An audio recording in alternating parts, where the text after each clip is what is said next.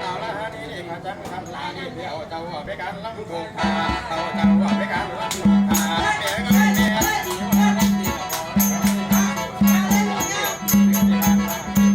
เอาเจ้าว่าไปลำเสียงลำเสียงเอาเจ้าว่าไปลำเสียงลำเสียงแนวเรื่องของเราสุพรรณสุแดงแนวเรื่องของเราสุพรรณสุแ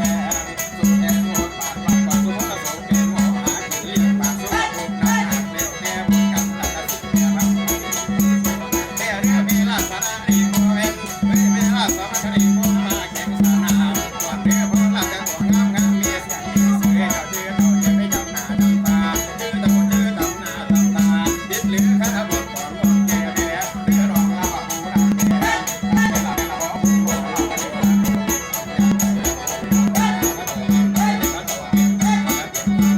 เจ้าเป็นไว้ก็จะเป็นพันยาเจ้าเรือรองเป็นพระราชาราชาบุตรของของลาที่หมอลำเสียงออกมาแสดงเจ้าเป็นเล่าปากหอกนกนาเ